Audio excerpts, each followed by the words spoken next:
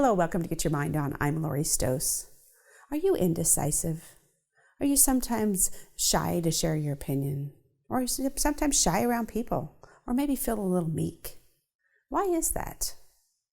You know, many times confidence is the piece that gets in the way of others. We think about being confident. We want to be confident and we want to be able to share what we all have. We all have something inside to share, but maybe something has shaped us to have lack of confidence. Can confidence be learned? Well, confidence is pretty deep. Confidence is something that comes from a lack of self-worth, maybe a lack of self-respect, maybe a lack of self-efficacy. And when we think about all of those things, we have to find that confidence inside us. We have to dig underneath that ball of yarn and go inside and say, why am I not feeling confident? There's maybe been situations that you've been shaped by people in your lives, that maybe you were confident and then a situation happened and therefore you were told that you were wrong or you lacked the information, and therefore then you kind of went in your little shell. But what we really have to do is understand why and how that happens. Because first, we are shaped by the beliefs that we have. So if our beliefs are that because of something that happened or someone who told us that, that's really not a good thing. We can't rely on others' opinions of us all the time. Now, of course, if we're constantly off and getting consistent opinions about our behavior, that's a different story. That's a whole nother blog episode. But it was just, let me tell you a little story the other day. I was with a lady and we were having an interview, and she'd had a lot of experience in this area and she knew her work. We talked about her work. She knew she'd been doing it for 20 years and she was confident in terms of knowing what to do. But what happened was her manager, we were going through her strengths a little bit, and I was talking to her about her pace and her style. And she had some analytical and some deliberative talent, which is a little bit about, wanting to make sure before she makes decisions, she's sure, and also making sure, gosh, something's not connecting here.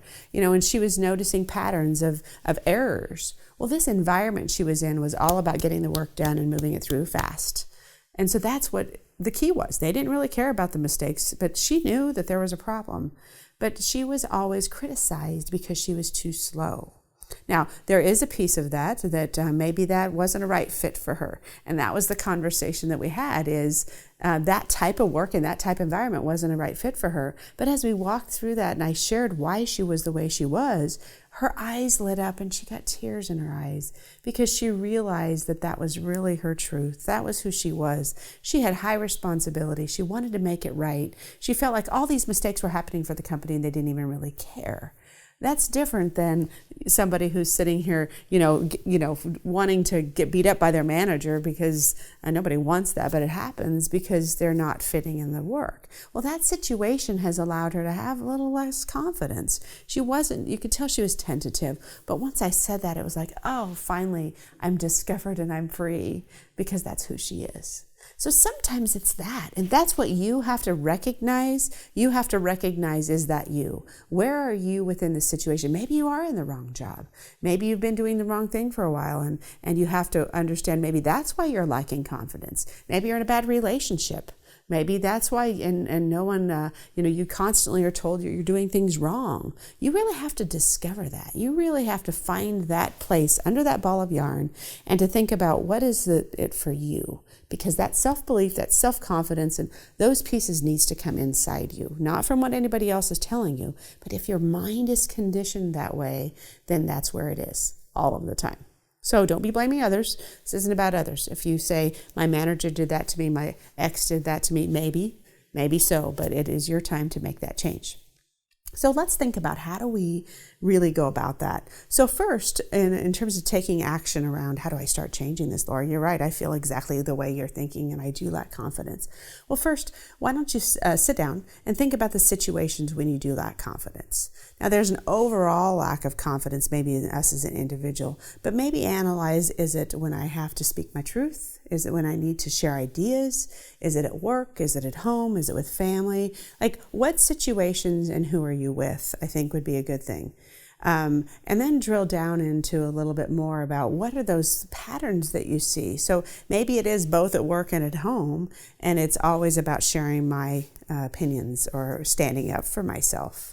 So you need to look at, at digging deeper to say, what is it really in those situations? Start tracking this down. And then really think about, how can I gain confidence? Maybe talk to somebody that you see who's confident and ask them, how do they go about it? Now, of course, we're ourselves and we got to figure that out. But if we don't know how to do it, you need to either ask somebody for help, somebody that you see that has confidence, or find a mentor, or find somebody who you trust that will help you with that. And then the last thing is really thinking about affirming yourself. Really, we have to be confident, and really we have to work on changing our behavior. And this is not going to take a day. It's not going to take a week. This is going to take months and months. This is something that just is little by little we have to gain. So I don't expect you to be one way today and go into office tomorrow and be totally different. Okay, if you can, great. But really it's going to take time, because you're going to go in and out of it. We all go in and out of it. So I want you to really think about that and think about affirming yourself. And every day, for multiple times, say, I am confident in myself. I'm confident in myself. I'm confident in myself. Keep those affirmations going every day, at least for a month, and continue them on, because you have to find that confidence in you. So for positive charge, first, look at your lack of self-confidence. What areas are you concerned about? 2, go through that activity that I just mentioned in terms of understanding and finding out where your self-confidence lacks, and put a plan into place in terms of discovering how you can grow that confidence. Confidence is key. We all have something that we need to share with others, but sometimes that little confidence is hidden.